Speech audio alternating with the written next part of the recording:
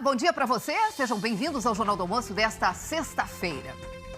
Hoje nós vamos mostrar a realidade e prestar a nossa solidariedade também a profissionais que tiveram a rotina completamente alterada pela pandemia. Imagine se a sua profissão exigisse a presença de um grande público, de aglomerações. O ganha-pão dos músicos e dos técnicos de som e de palco desapareceu com a chegada do coronavírus. Das agendas lotadas, agora ficaram os palcos vazios. E quem vive de música sofre com a falta de trabalho e de renda e precisa se virar para garantir o sustento. Aumento na concorrência e pagamentos menores. Os motoboys se tornaram um dos profissionais que mais circulam nas cidades. Mas a categoria precisa suar muito para fazer dinheiro em meio à pandemia. Segue a vacinação pelo estado. Em Porto Alegre começou a imunização dos idosos com 74 anos ou mais. E uma mensagem de carinho. A história do menininho que colocou um cartaz, a gratidão com os profissionais que aplicam as vacinas. O Jornal do Almoço também faz uma homenagem ao profissional de saúde que morreu de Covid em Porto Alegre, trabalhando para salvar outras vidas. E conta um pouco da história do Altemar, que era adorado pela família e pelos colegas de trabalho. Esse é o último Jornal do Almoço do verão. Na capital, olha só, a estação está se despedindo com algumas nuvens no céu, tempo seco e temperatura agradável. Nesse momento, 25 graus. Amanhã, de manhã cedinho, começa o outono. E o Marco Matos vai contar pra gente o que podemos esperar aí da nova estação. Tem também o futebol, serviço, informação e a sua participação. O Jornal do Almoço está começando.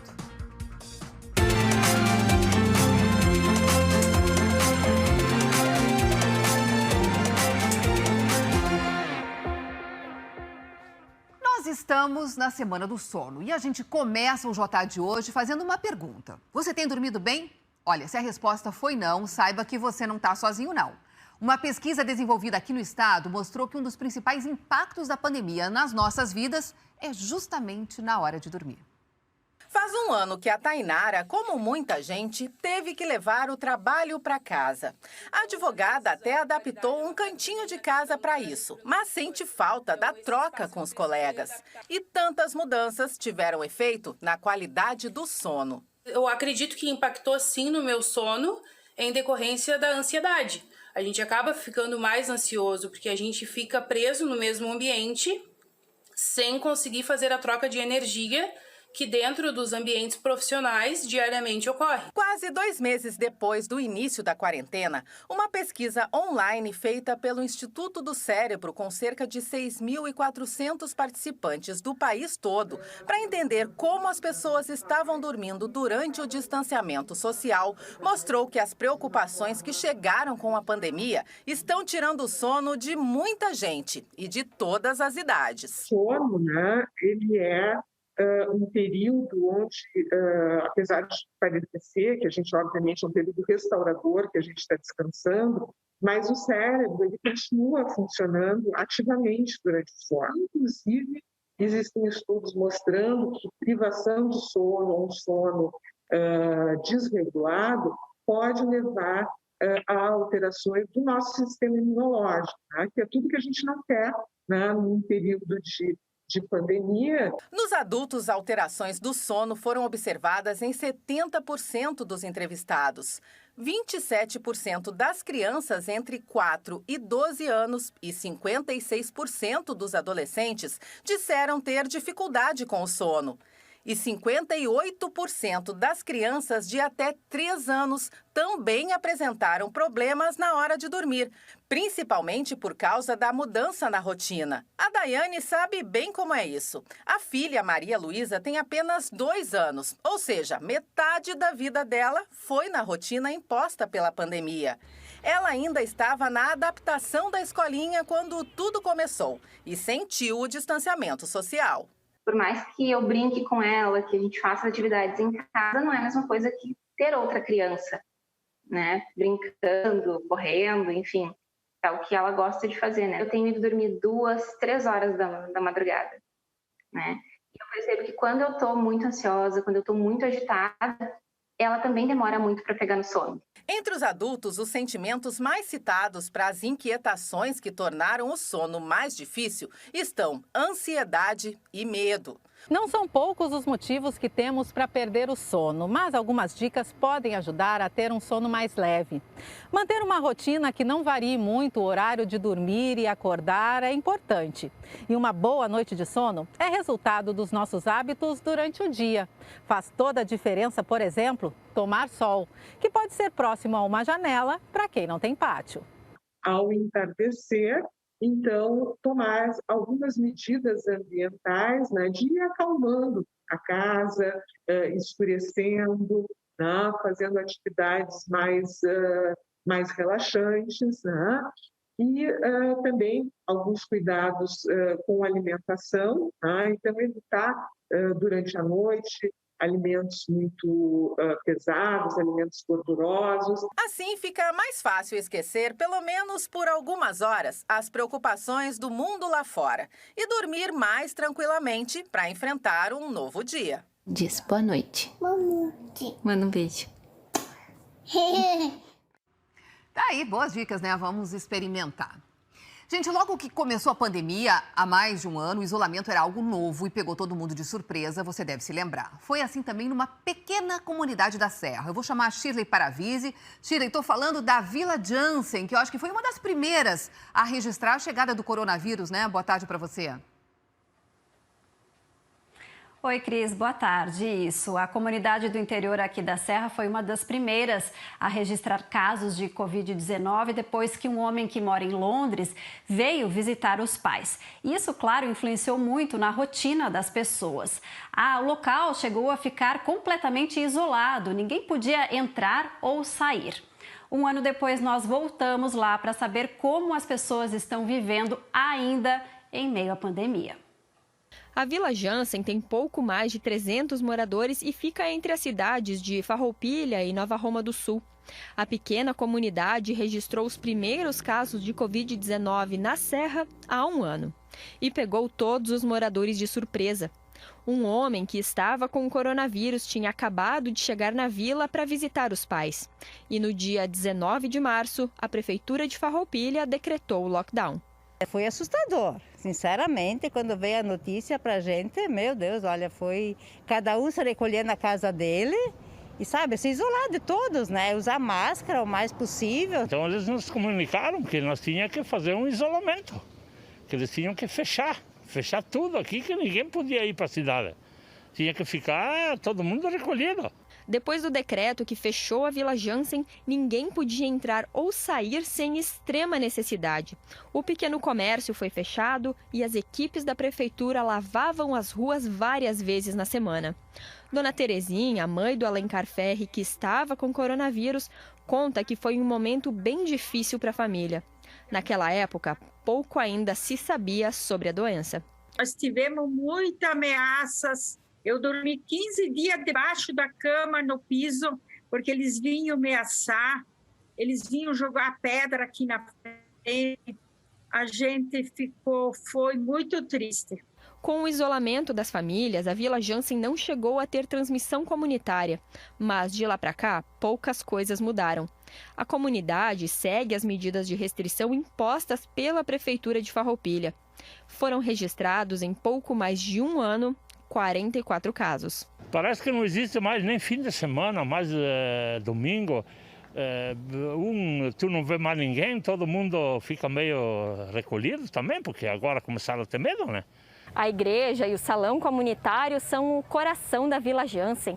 As missas e os almoços de domingo reuniam mais de 1.000 pessoas nos dias festivos. As festas nesse salão aqui eram tão populares que traziam pessoas de toda a região. Mas depois do anúncio daquele primeiro caso, tudo ficou assim, vazio. Bastante triste, sabe? Porque aqui o pessoal é bastante amigo, sabe? Por exemplo, as celebrações na igreja, sabe? Que semanalmente tinha, não tem mais nada. Não teve tudo isolado, as festas nas igrejas, nós juntava 1.000 pessoas, né? E não tem mais nada. O mais aqui que girava era o futebol, né? Que jogavam os municipais, então isso aí amontoava gente no fim de semana, 1.500 pessoas dava. Hoje tu não vê mais ninguém. A esperança agora é que tudo isso passe logo, para que a Vila Jansen volte a ganhar vida novamente. É isso, Shirley. Agora, para que passe logo, é importante aí que as pessoas obedeçam os protocolos aí que são recomendados, né? Para os protocolos sanitários. E isso está sendo muito difícil, né? As equipes de fiscalização estão tendo muita dificuldade. Isso, Cris, e às vezes, olha, é preciso tomar algumas medidas mais radicais, viu? Aqui em Caxias do Sul, a Prefeitura retirou os bancos que ficam na Praça Dante Alighieri, uma forma de evitar que as pessoas ficassem paradas no local. A Secretaria do Meio Ambiente, responsável pela retirada, chegou a informar que a medida diminuiu em 80% a circulação de pessoas na praça. Só que isso ainda não foi suficiente. Ontem, muita gente permanecia no local, ainda sentada nos bancos que não foram retirados ou encostada no que sobrou deles. Alguns reunidos em grupos e muita gente sem usar máscara. A Secretaria do Meio Ambiente disse que faz o possível, mas que situações como essa fogem do controle da fiscalização e que a população precisa contribuir e seguir o decreto. Mas esse momento difícil que nós estamos vivendo também revela histórias inspiradoras, como a do pequeno Davi, de apenas 5 anos. Ele emocionou as equipes, os profissionais da saúde, porque mostrou um cartaz que dizia "Obrigado por vacinar minha vovó". Isso aconteceu durante a vacinação dos idosos aqui em Caxias do Sul. A mãe do Davi disse que ela teve Covid-19 e, por isso, o menino precisou ficar com a avó nas últimas semanas. E isso só deixou os dois ainda mais próximos. E é o que dá para sentir no depoimento que eles enviaram para a gente. Muito feliz de ter vacinado minha vovó. Ela é meu amor da minha vida. Conheço minha vovó Pedro, que ela veio pra vacinar ontem. Graças a Deus. Fui fazer minha vacina, meu neto me acompanhou. Tudo correu bem, graças a Deus. Dia 14 do mês que vem tem a próxima vacina e ele vai comigo.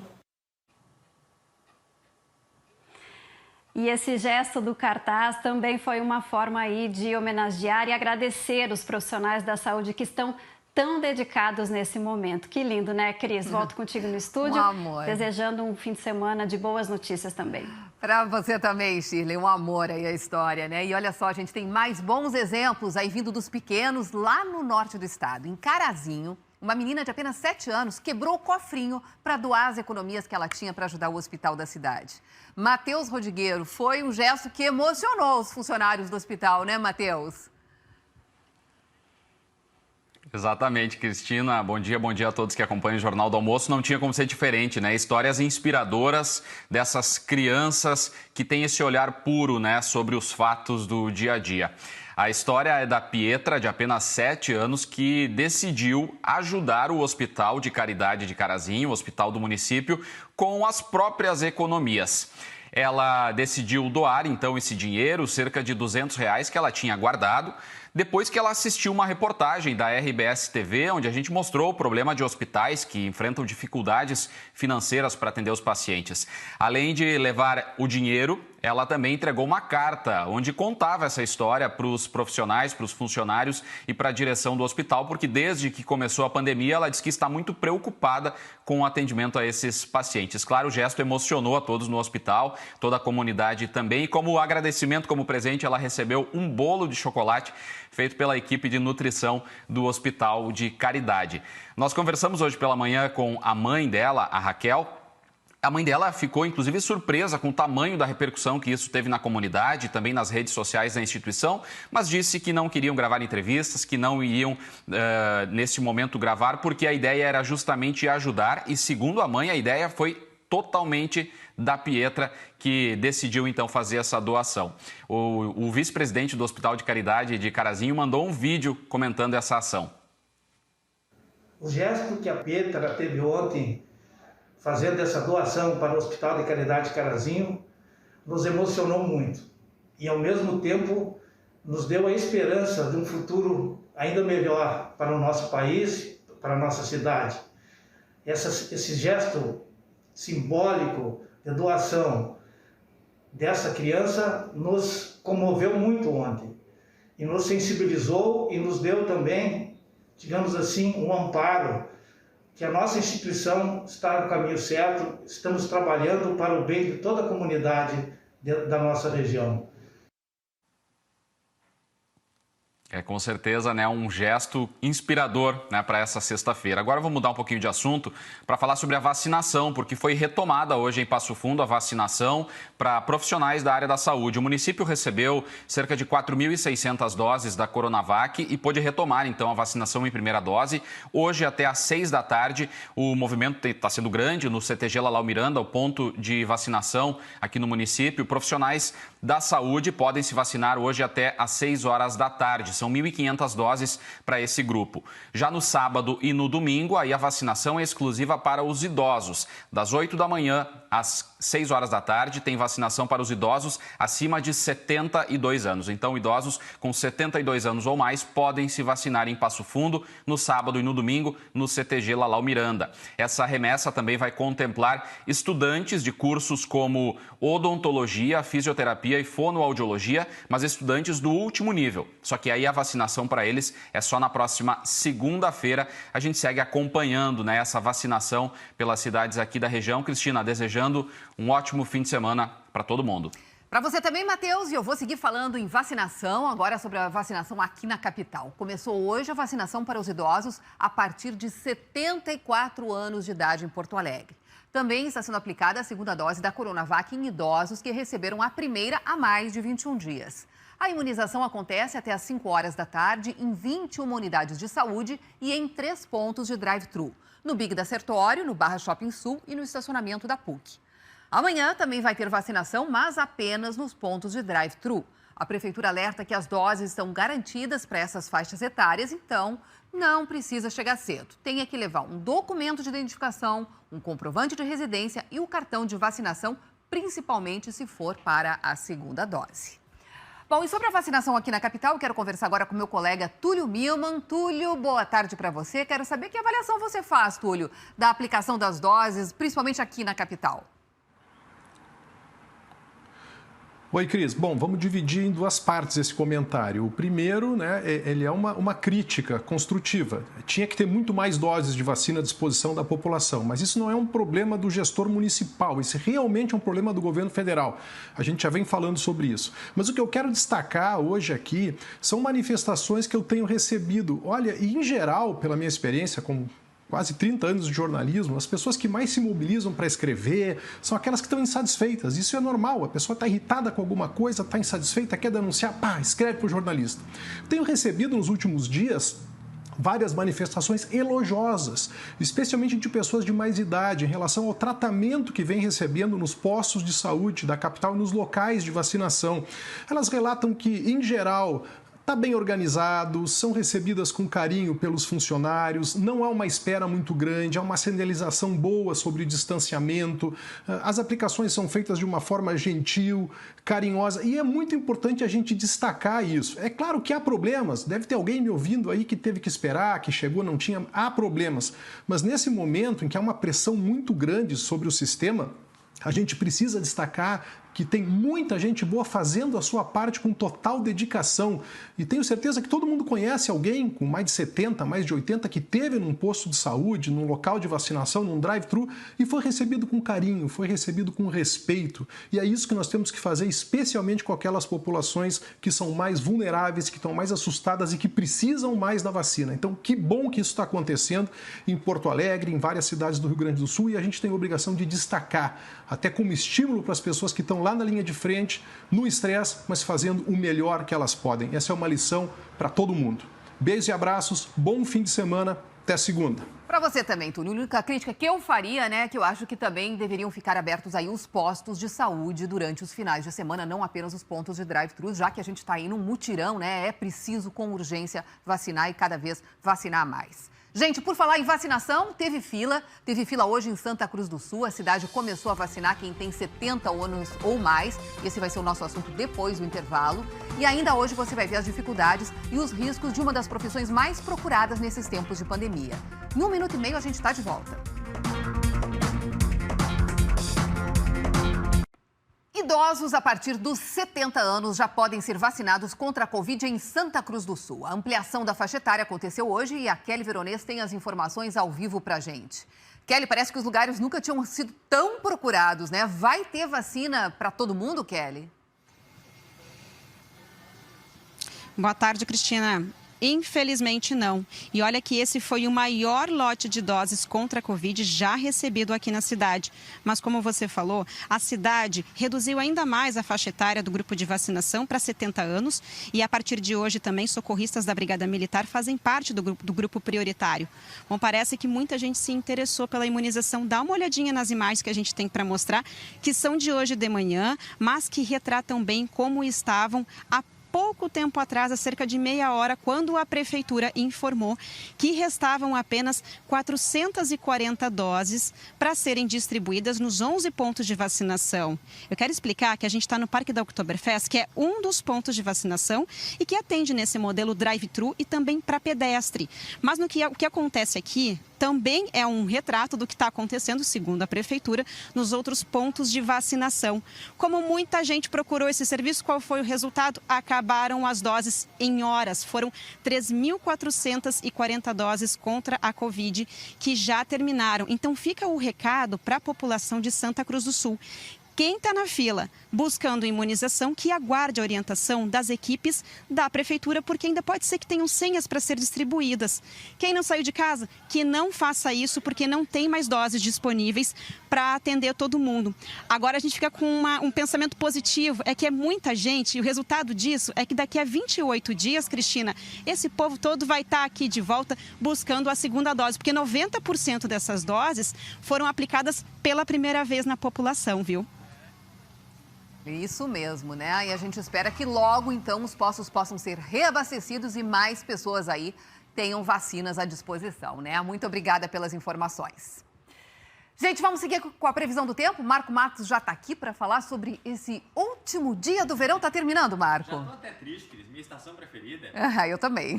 Vamos ver, então, algumas imagens aí para mostrar como que foi esse verão. Esse verão tão diferente, né? Verão de pandemia. Vamos rodar aqui no telão essas imagens, ó, mostrando aí o mar. Muita gente não conseguiu ir à praia esse ano. Quem foi teve que usar máscara. Foi um verão diferente, né? A gente suou muito e tendo aí que cumprir esses protocolos. Então fica aí o nosso registro desse verão de 2021. E quero lembrar para vocês que a maior temperatura em Porto Alegre esse ano foi no dia 11 de janeiro, com 38 graus e 4 décimos. E fez até mais calor no interior do estado. A gente acabou de ver aí um termômetro com 41 graus. Agora vamos lá, vamos ver hoje então, nesse último dia de verão, o que acontece no Rio Grande do Sul. Vamos abrir aqui o meu mapa para mostrar para vocês que a gente tem sol em basicamente todas as regiões do estado, podendo ter um pouquinho de chuva no alto da serra e no litoral norte. E as máximas hoje, como ficam? Já vou mostrar para vocês. Hoje vai fazer 33 graus no Alegrete, em Itaqui, 30 em Santa Maria, 27 em Passo Fundo e Caxias do Sul, 28 de máxima na capital e também em Xangri-Lá, 27 em Bagé, 24 graus de máxima hoje em Pelotas. Agora, gente, hoje é um dia especial, não só pelo fim do verão, hoje também é dia de São José. Então tem previsão do tempo especial. Vamos botar aqui 4 cidades hoje, especialmente aí, ó. São José do Norte hoje, máxima de 23 com sol. São José do Sul, máxima de 31, também com sol. São José do Hortêncio, está aqui o registro também com máxima de 31 graus hoje à tarde com sol. E São José do Ouro, lá no norte do estado, 27 graus de máxima, também com sol. 4 cidades com o nome de São José, que bacana isso aí. São os nossos 4 São Josés gaúchos. Marco, vem cá, e dá para adiantar para a gente como é que vai ser aí o primeiro final de semana de outono? Dá sim, gente. De maneira geral, eu quero falar primeiro da estação toda. Vai ter temperatura dentro da média do que sempre foi. Com relação à chuva, deve chover um pouquinho menos. E agora vamos então para saber esse fim de semana. Olha só o que acontece com o começo do outono, gente. É chuva em todo o Rio Grande do Sul e essa chuva vai ser um pouco mais volumosa amanhã, aqui pegando a fronteira com o Uruguai. Então a região da Campanha e também o sul do estado. As máximas para amanhã, embora tenha chuva no estado, amanhã esquenta e esquenta bastante. Ó, 34 graus no noroeste, na fronteira oeste, também aqui na região dos vales, 32 na capital. Então amanhã vai fazer calor e deve ter umas pancadas de chuva ao longo do dia. No domingo, a gente vai ter isso aqui, ó, mais chuva para o Rio Grande do Sul. E aí ela vai ser ainda mais volumosa aqui também no sul do estado. Quer ver só? Tem um mapa dos volumes de chuva também para mostrar aqui para o domingo. A gente tem mais de 20 milímetros aqui na Campanha, 29 aqui na região central, 25 lá no norte, 22 na capital. Ou seja, vai ser um fim de semana de chuva e também de calor. São essas as informações do tempo, Cris. Tá bom, muito obrigada, Marco. Agora nós vamos seguir aqui com o futebol. A Kelly Costa está chegando aí com as notícias do Globo Esporte. O fim de semana vai ser marcado aí pelo Gauchão e o Grêmio já entra em campo hoje, Kelly. Isso, Cris. Antes eu só quero dizer que tem São José no futebol também. Eles Olha jogam aí. hoje contra o Brasil de Pelotas, viu? Assim como tu mesma falou, Cris, os guris do Grêmio, sextou, é com eles. Os tricolores recebem o Aimoré na Arena a partir das 8 da noite. É o terceiro jogo seguido da gurizada, enquanto os titulares estão de férias. No Globo Esporte, a gente vai falar mais desse jogo e vai mostrar um papo exclusivo com o presidente gremista Romildo Bolzan Júnior. Ele falou ao GE sobre o futuro do clube, explicou o perfil do time que quer montar para esse ano, quais são as contratações de peso que ele planeja para a temporada 2021, como andam essas negociações e, não descartou o anúncio de novos nomes até domingo, agora. Será que vem novidade nos próximos dias? A gente está de olho e vai te contando no GE. O Inter joga domingo, às 8 da noite, pega o Novo Hamburgo no Estádio do Vale. E tem boa notícia, o técnico Miguel Ángel Ramírez está regularizado na CBF e liberado para comandar o time. E ele vai contar cada vez mais com Paolo Guerreiro. Ele está recuperado de uma lesão no joelho que o afastou por 210 dias. Outros 3 caras tiveram a mesma lesão, Bosquilha, Moledo e Saravia. No Globo Esporte, a gente vai trazer aí um boletim médico para explicar como andam as situações desses jogadores e quando estarão de volta. E tem ainda as gurias do Inter na finalíssima do Brasileirão Sub-18. A decisão é no Beira-Rio contra o Fluminense e as coloradas têm que vencer para saírem campeãs. E vão contar com a ajuda de uma jogadora que nasceu com DNA de campeã. É a lateral Susan. A mãe dela também foi jogadora do Inter, chegou a entrar em campo grávida da Susan e foi campeã com a filha na barriga. Que loucura, né, minha gente? Mais dessa história incrível e também a classificação do Ipiranga na Copa do Brasil daqui a pouquinho no Globo Esporte, Cris, depois do JA. Beijo, até. Até mais, Kelly. Gente, depois do intervalo você vai ver a difícil situação dos artistas e de quem vive da música em meio a todas essas restrições da pandemia. Em 1 minuto e meio a gente volta. Com a pandemia, muitas pessoas estão pedindo mais comidas por teleentrega. É mais seguro ficar em casa. Mas essa nossa segurança significa que mais motoboys estão nas ruas expostos ao risco. Nós acompanhamos o trabalho de alguns desses profissionais que há mais de um ano precisam de muito rigor para cuidar deles mesmos e também de nós. O Roberto está pedindo mais comida em casa para evitar se contaminar nas ruas. A gente está fazendo mais pedidos, sim, com certeza. Dá para dizer que pelo menos umas 2 ou 3 vezes mais do que seria o normal, né? E com mais gente pedindo comida em casa, tem mais motoboys nas ruas. O Daniel fazia umas 10 entregas por noite antes da pandemia. E hoje está trabalhando mais do que o dobro. Aumentou bastante agora, como o pessoal não pode sair, então estão pedindo mais, né? Então, geralmente, a gente está fazendo, assim, em torno de 15 a 25 entregas por noite, assim, aqui no Sushi. Aumentou bastante. Final de semana, em torno de 25. Motoboy com 10 anos de experiência, ele encara as ruas com as armas que tem contra o vírus. Máscara e álcool gel. Tem o álcool gel ali disponível já na janela. A gente passa um pouco na mão, coloca a entrega no baú, chega no cliente, entrega. Geralmente nos prédios sempre tem, senão a gente leva conosco também um potinho de álcool gel. Aí larga até ele lá, depois de pegar ali na maçaneta da porta, abrir e tal. Daí a gente tem o cuidado de novo de passar álcool, né? Sobe na moto e vai embora. Então esse cuidado é essencial. Só que com mais de 1 ano de pandemia, a situação dos motoboys piorou. A categoria alega que está trabalhando mais, mas recebendo menos. Isso por causa do aumento na concorrência. É que com a pandemia, muita gente perdeu o emprego e acabou indo fazer o serviço de entrega. Com isso, segundo o sindicato, só aqui em Porto Alegre, de 18 mil motoboys, esse número saltou para 35 mil.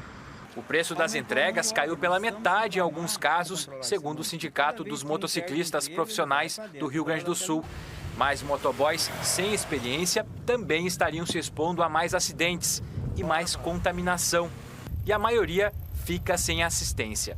De acordo com o presidente do Sindimotos, Walter Ferreira, 85% desses profissionais trabalham sem carteira assinada, são autônomos, que não pagam INSS e, quando ficam doentes, estão desassistidos. Infelizmente, jogaram essa super responsabilidade sobre nós de atender tudo por delivery, mas não deram proteção nenhuma. Então é importante que os governantes, ao determinar que as pessoas fiquem em casa, também proteja quem está na linha de frente para fazer com que essas pessoas fiquem em casa. O sindicato espera que esses trabalhadores também tenham prioridade na vacinação contra a Covid.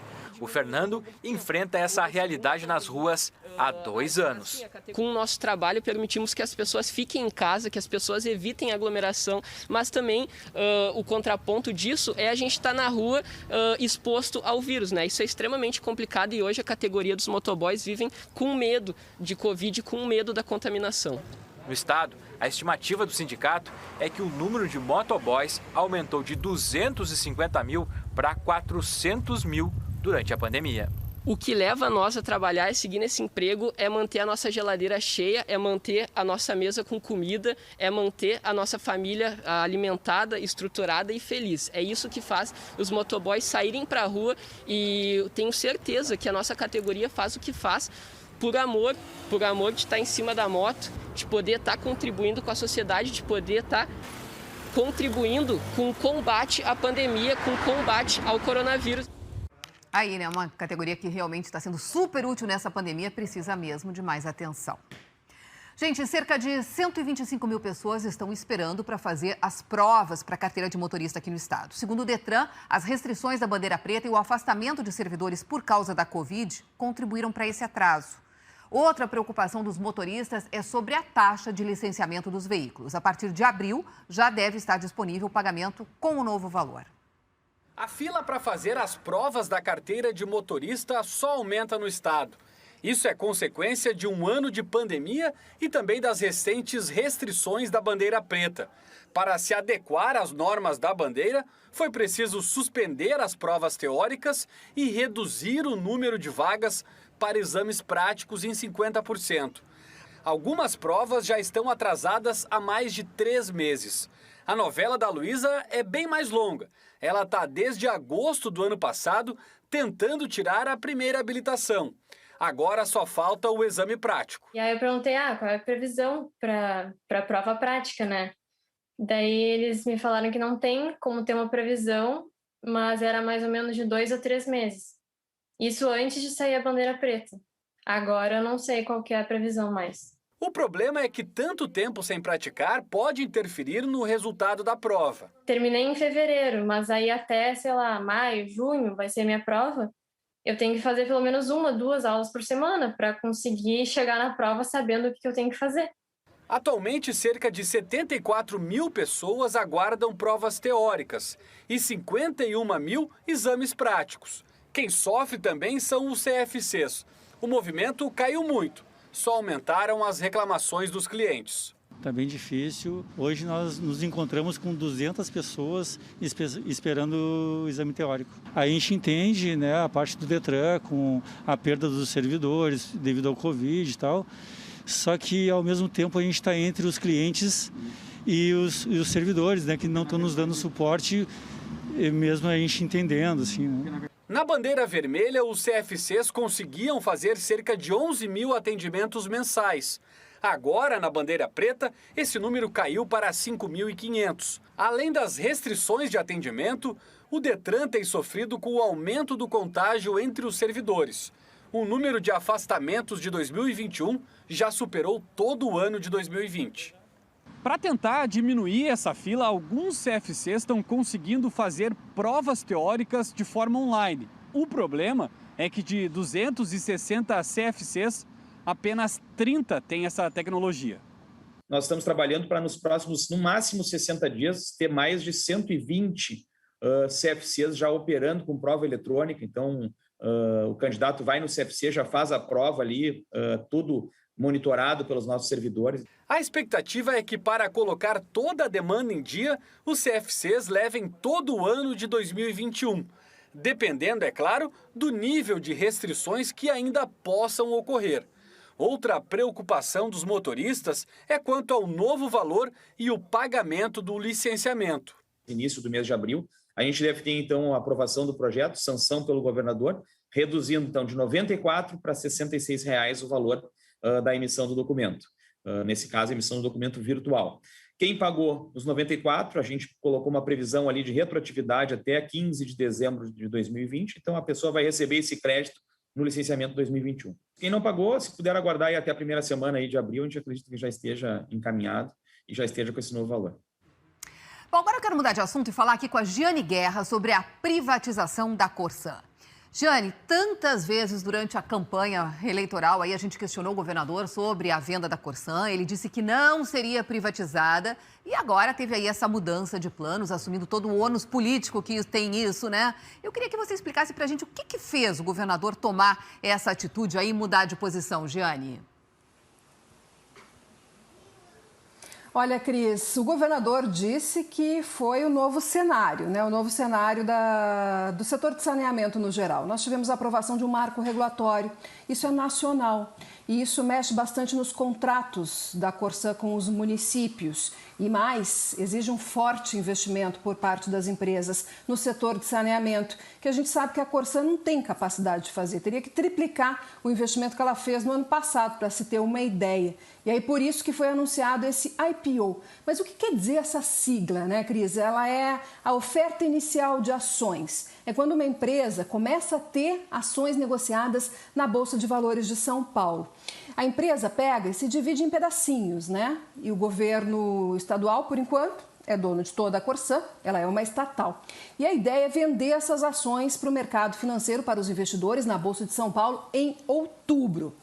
E tem um detalhe importante, o governo diz que não vai ser o controlador da empresa, ou seja, ele não vai ter a maior parte das ações. Porque senão poderia ser que nem a CE, que tem ações negociadas na Bolsa de Valores, mas ela segue sendo estatal porque a maior parte dessas ações, por enquanto, ainda é do governo do estado.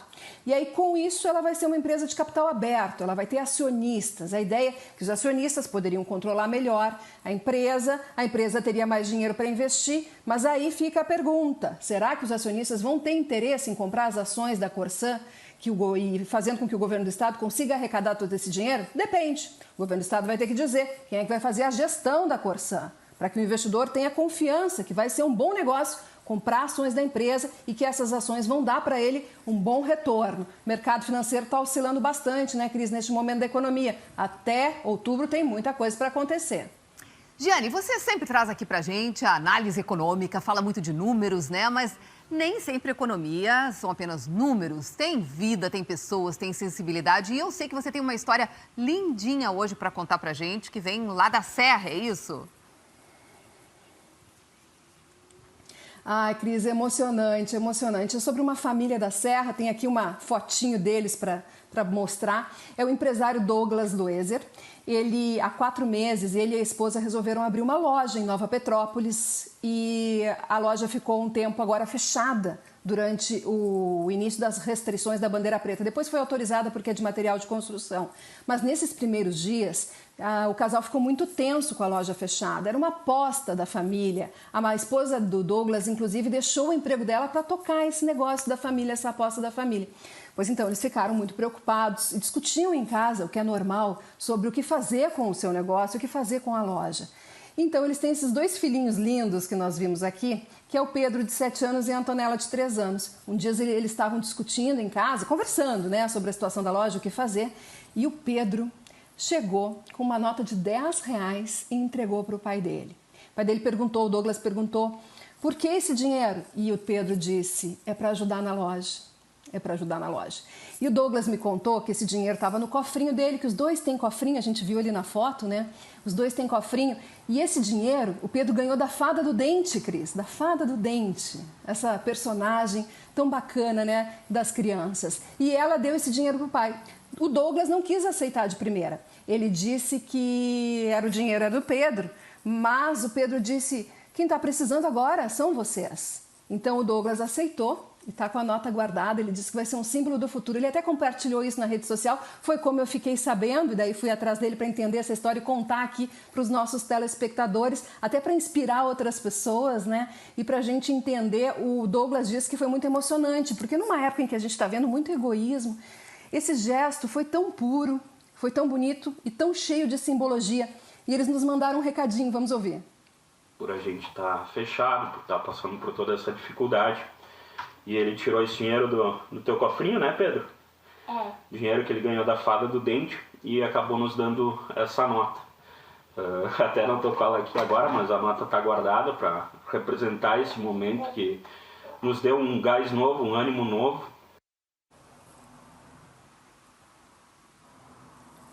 E não significou tanto assim só para eles. Para mim significou bastante e eu aposto que para muita gente também, né, Cris? Nossa, uma história linda, lindinha mesmo. E já é o terceiro exemplo que a gente mostra hoje aqui dos pequenos aí sendo solidários. Mostramos um menininho lá com o cartaz, a outra menininha também que quebrou o cofrinho lá, abriu o cofrinho para ajudar o hospital. E agora essa história aí. Que bacana, Giane. A gente fica muito feliz que as crianças tenham toda essa solidariedade dentro dos seus corações, né?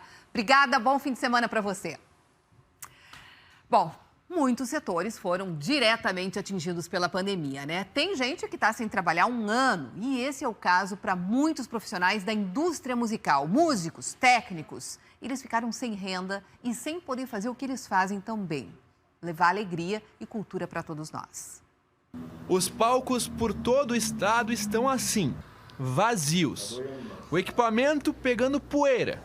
E se hoje a palavra aglomeração tem um sentido tão negativo, antes da pandemia era bem diferente. Aglomeração nos eventos era sinônimo de curtir junto. E que saudade, né?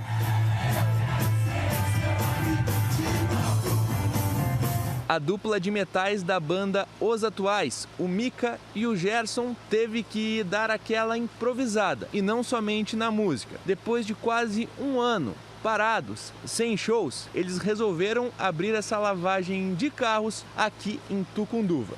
Com a lavagem, com o estúdio, que a gente tá lá, trabalha, com live, quando a gente tem live, a gente tem uma banda de live. Não é que a gente gostaria da volta dos eventos, a gente sabe que agora não seria possível, mas a gente não tem apoio dos governos, nosso poder político, né? Então a gente tem que achar uma maneira de sobreviver, né? De trabalhar. A maneira que encontraram é bem pouco usual para músicos que costumavam encher as pistas de dança. Os Atuais têm 53 anos de história.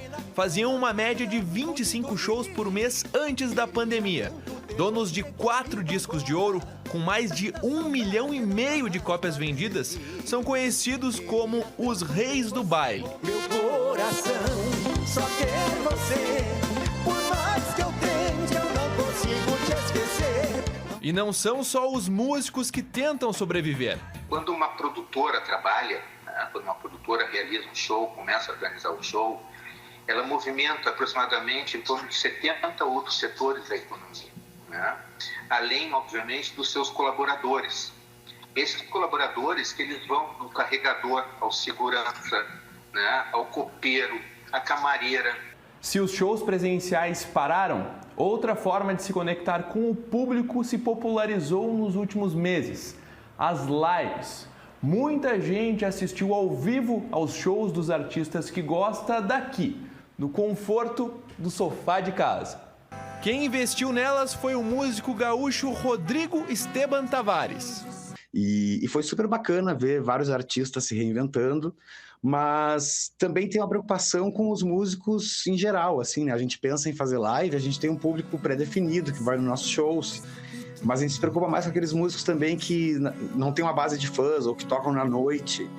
A gente se preocupa muito mais com a equipe, que a equipe não tem como a equipe fazer uma live para arrecadar. E essa preocupação do Esteban também é a da Associação dos Músicos do Rio Grande do Sul, que cobra políticas públicas para quem não consegue trabalhar. A música, na verdade, ela vive exclusivamente de eventos, né? Os músicos vivem exclusivamente de apresentações. Então, quais alternativas que vão ter para ajudar essas famílias? Enquanto o setor aguarda o fim da pandemia para retomar as atividades, fica a saudade de fazer o que, mais que um trabalho, era um sonho de criança. Passei até fazer o primeiro show da minha vida, realmente para público, ganhando dinheiro, 19 anos. Esperando esse dia acontecer e esperando que isso nunca fosse acabar.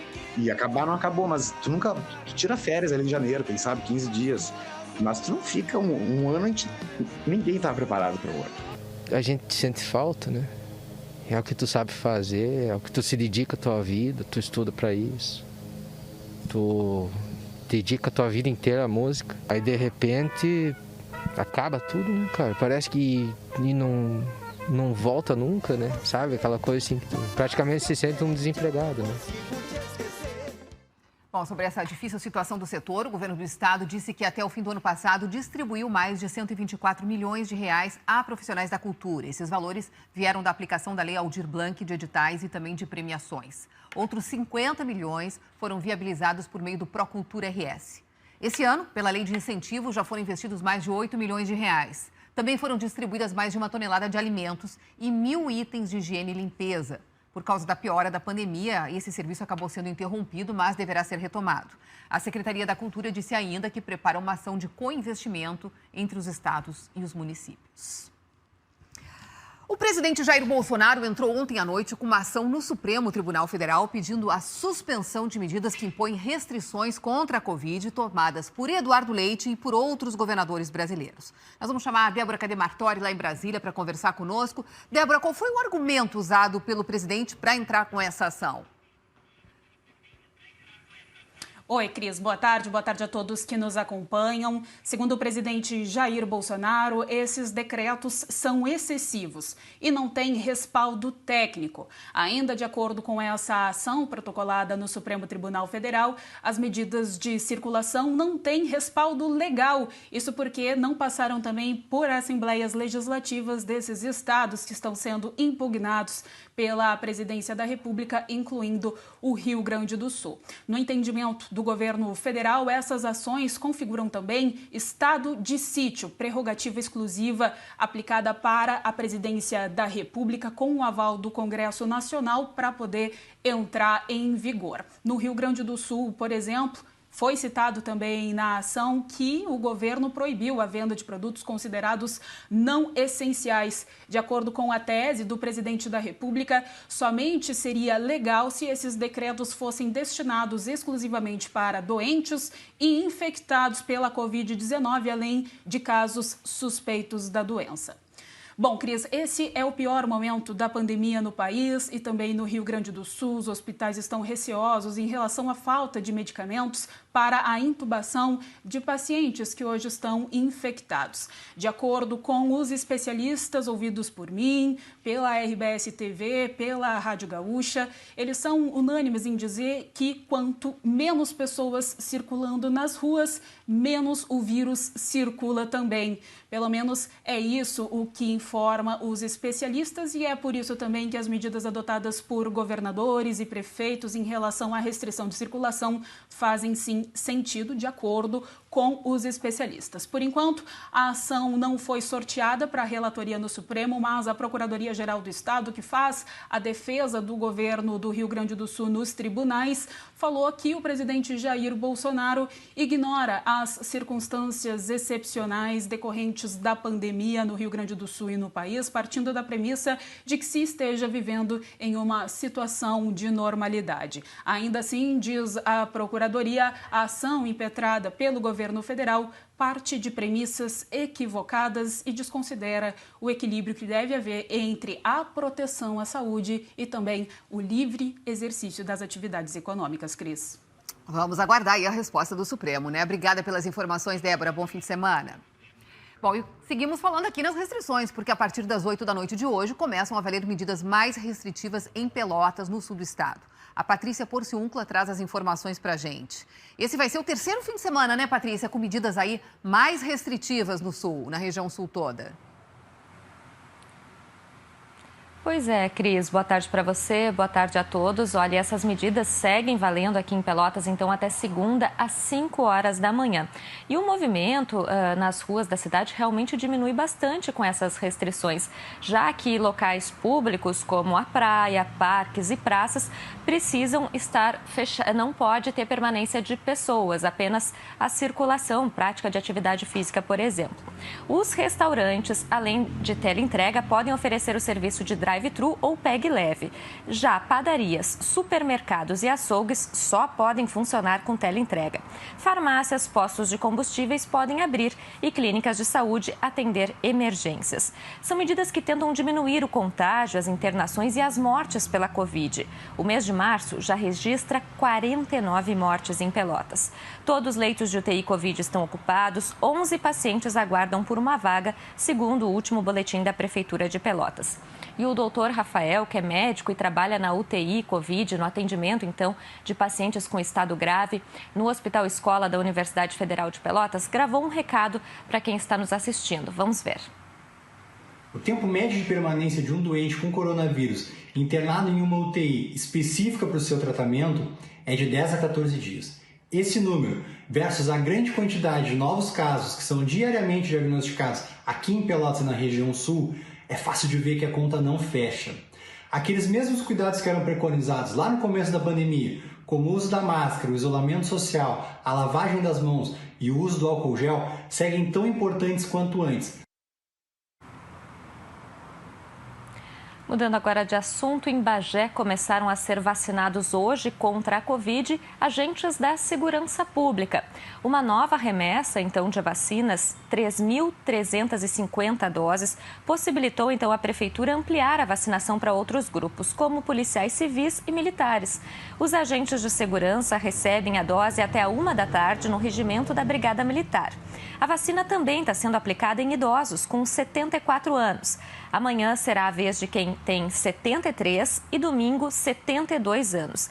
A vacinação para os idosos ocorre em todas as unidades básicas de saúde de Bagé. No fim de semana, o horário é das 8 da manhã à 1 da tarde. A Prefeitura de Bagé também anunciou que praças e avenidas vão ser fechadas nos próximos 2 fins de semana e que as empresas que precisaram fechar por causa da pandemia terão isenção de IPTU por 90 dias. O mesmo vale para quem foi ou for demitido entre os meses de fevereiro e abril deste ano. Uma última informação, moradores de Rio Grande estão sem transporte coletivo nesta sexta-feira.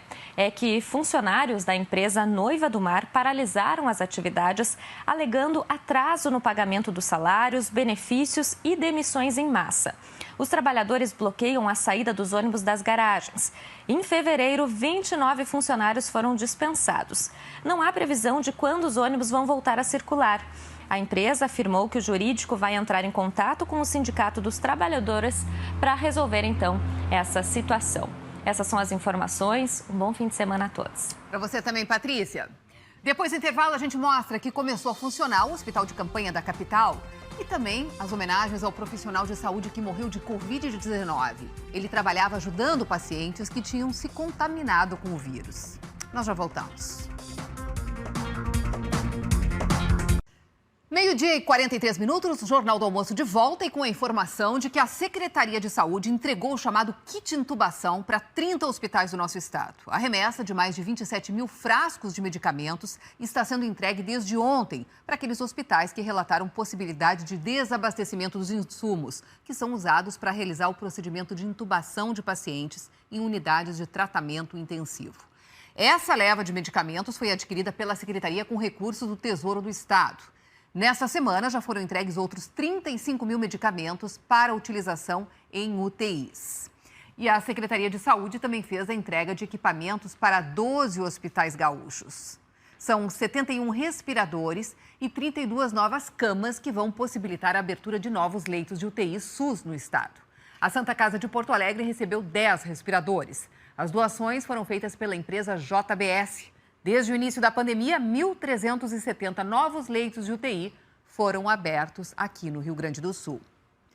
Na capital, as ocupações de leitos seguem altas. Hoje começou a funcionar o hospital de campanha, que foi erguido ali ao lado do Hospital da Restinga. Um reforço que chega em boa hora. A A estrutura montada ao lado do Hospital da Restinga, Extremo Sul, pelo Exército, começa a receber pacientes hoje. Cerca de 60 profissionais da saúde vão trabalhar no local, entre médicos, enfermeiros e técnicos de enfermagem. Além dos profissionais, o hospital de campanha vai poder contar também com equipamentos do Hospital da Restinga, como tomografias e estrutura de unidade de terapia intensiva. O hospital de campanha tem capacidade para 20 leitos. Hoje, 17 estão montados. E com a estrutura do hospital, podem virar, inclusive, leitos de UTI. Mas, neste primeiro momento, pacientes com sintomas menos graves de Covid-19 que estão na emergência serão trazidos para cá. Segundo o diretor do hospital, o reforço veio em boa hora. O hospital de campanha está integrado hoje ao hospital, é próximo à emergência, né? Então a gente tem um contato muito próximo e tudo vai ser meio que unificado, né? E agora a gente tem oxigênio em todos os leitos. Então, em caso de intubação necessitar uma urgência, a gente pode fazer aqui no hospital de campanha também. Então, esse hospital de campanha também pode virar leito de UTI na medida da necessidade. O hospital de campanha é o primeiro da capital e começa a operar no momento mais crítico da pandemia. E a gente está sempre no limite, né? A gente coloca mais 5 e, além desses 5, daqui a pouco já vem os pacientes que acabam sendo entubados nos aparelhos. Hoje, na capital, 12 dos 18 hospitais monitorados estão com 100% ou mais de ocupação. A taxa de ocupação geral em Porto Alegre está em 114%. No Rio Grande do Sul, nessa manhã, a taxa era de 109%. A situação nas emergências também é delicada. A taxa geral está em 138,39%. Além da emergência do Hospital da Restinga, outras 5 operam com 100% ou mais da capacidade. E 3 trabalham com restrições: Hospital de Clínicas, Conceição e Vila Nova. No reforço ao combate à pandemia, o Hospital Conceição conta, desde ontem, com mais 55 leitos de enfermaria para atendimento de pacientes Covid. Desde o início do ano, 213 leitos de UTI foram ampliados em Porto Alegre. A Prefeitura da capital também ampliou o atendimento das unidades básicas de saúde para pacientes com sintomas respiratórios. Postos de saúde estão funcionando nos finais de semana e mais unidades estenderam o horário de atendimento até às 10 horas da noite. 2 das principais cidades da região centro-oeste receberam doações de respiradores. Vanessa Bax, esse é um reforço importante aí para aumentar o atendimento nos hospitais, não é mesmo? Boa tarde.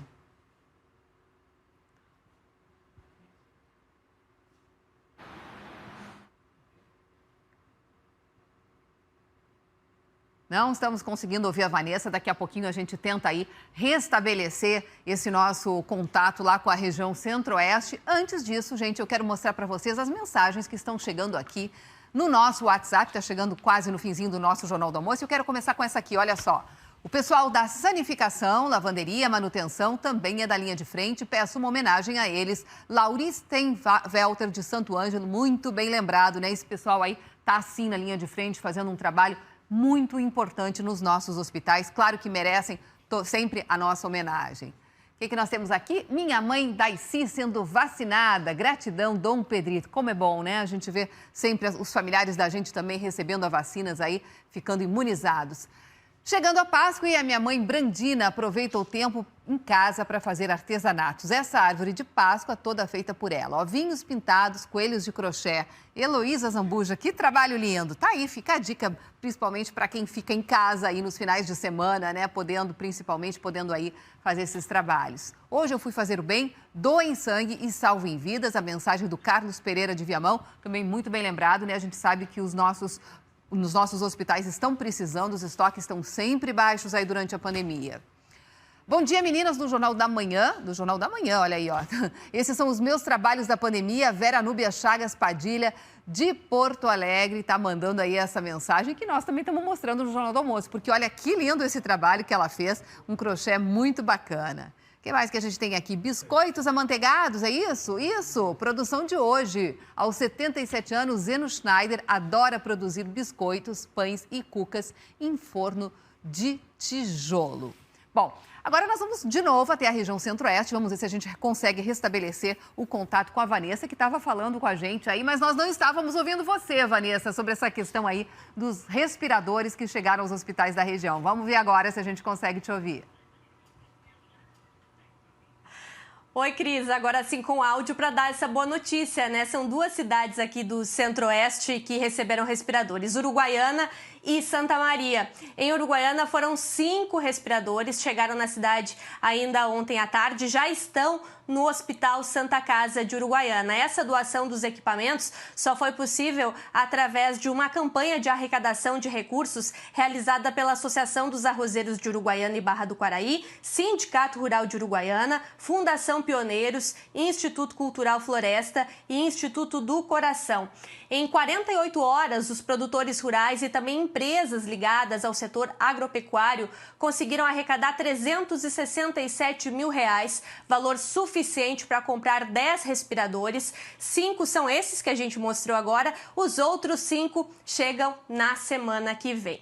Santa Maria também recebeu 10 respiradores, também foi na tarde de ontem. E essa doação foi realizada através do Instituto Cultural Floresta, com a doação da empresa CVI Refrigerantes. Com essa doação dos equipamentos, vai ser possível abrir 10 leitos de UTI no Hospital de Caridade aqui de Santa Maria. Nossa prioridade são as pessoas. Buscamos fazer o que precisa ser feito na prevenção e proteção do nosso time CVI, dos nossos clientes e das comunidades onde atuamos. Através dessa destinação e parceria, estamos reconhecendo o profissionalismo do Hospital de Caridade, que não tem medido esforços para salvar vidas e manter a nossa cidade trabalhando. E tem mais solidariedade em Alegrete. O consulado do Inter também fez uma campanha de arrecadação de recursos e conseguiu doar 500 cilindros de oxigênio para o Hospital de Alegrete. A campanha do consulado do Inter segue lá na cidade. Tinha que dar essas boas notícias aqui hoje no Jornal do Almoço, Cris. Muito boas mesmo. Obrigada, Vanessa. A gente não cansa de agradecer aos milhares de profissionais da saúde que nesse momento estão sobrecarregados, mas que mesmo assim não deixam de trabalhar todos os dias. Infelizmente, eles não são super-heróis e muitos já perderam a vida para o coronavírus. Um deles foi o Altemar Escobar da Silva, que é técnico de enfermagem e deixou aí a esposa e 2 filhos. Ele trabalhava no pronto atendimento da Cruzeiro. Uma vida para ajudar os outros. Antes de ser técnico de enfermagem, o Altemar trabalhou como bombeiro até se aposentar. Mas ficar em casa, sabendo que poderia ajudar os outros, não combinava com ele. Sempre foi muito ativo, uma pessoa muito prestativa, muito solidária.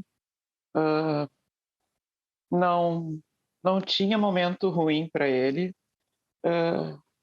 Ele podia estar descansando, fazendo qualquer coisa. Se alguém pedisse alguma ajuda, ele estava sempre pronto a ajudar. Era uma pessoa muito amiga, muito companheira. A Margarete foi a companheira de vida. Se conheceram em 1989 num curso de enfermagem. Tiveram 2 filhos. Além de socorrer todos, a qual ele sempre tinha por praxe ser amigo, companheiro, ele também sempre me socorria. Eu vou sentir uma grande falta de um grande companheiro. Altemar tinha 55 anos, trabalhava há mais de 20 na área da saúde. Atualmente era técnico de enfermagem no pronto atendimento da Cruzeiro, na zona sul de Porto Alegre. Se infectou com coronavírus e estava internado desde o dia 3 de março no Hospital da Brigada Militar. Morreu na terça. Ontem, colegas e amigos pararam uns minutos para lembrar do companheiro que se foi. Palmas, balões.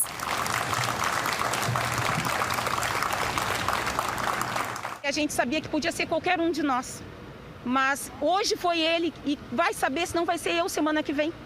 Então isso dói muito e é uma dor que a gente está sentindo sozinha, porque é a impressão que ninguém está sentindo nada disso, porque as pessoas seguem com a vida plena. O ato também foi uma forma de protestar pelo tratamento que os profissionais da linha de frente estão recebendo. Eles reclamaram da falta de trabalhadores e da demora na vacinação. Segundo a esposa, o técnico em enfermagem recebeu as 2 doses da vacina contra o coronavírus, mas testou positivo 5 dias depois da última dose. Eu peço à população que se cuide, e que fique em casa, quem puder ficar em casa, porque a saúde também está sofrendo o mal desta pandemia, né? E eu não queria que ele se tornasse somente mais um número na estatística. Ele tem que ser o exemplo de que a saúde também sofre. Cada profissional que está ali tem uma família junto com ele, né? Tem famílias, pais, amigos, irmãos, e a gente quer que todos saiam dessa pandemia vivos e saudáveis. E não foi o caso do meu marido. Nossos sentimentos aí aos familiares, aos colegas do Altemar, né, e a todos aqueles profissionais da saúde, o nosso agradecimento mais uma vez, né, por estarem aí se arriscando, estando na linha de frente para ajudar muita gente que realmente precisa nesse momento, que estão aí nos nossos hospitais em tratamento. A Secretaria da Saúde de Porto Alegre disse que tem conhecimento da sobrecarga que os trabalhadores estão submetidos. Reforçou que não faltam equipamentos de proteção individual e que se solidariza também com a família do servidor que honrou a missão de salvar vidas. A Secretaria também reitera que todos os servidores do pronto atendimento da Cruzeiro do Sul já receberam as 2 doses da vacina e também aí, né, de toda essa situação aí, estão atentos ao problema. Hoje o Jornal do Almoço fica por aqui, desejando a todos uma ótima tarde. Até amanhã.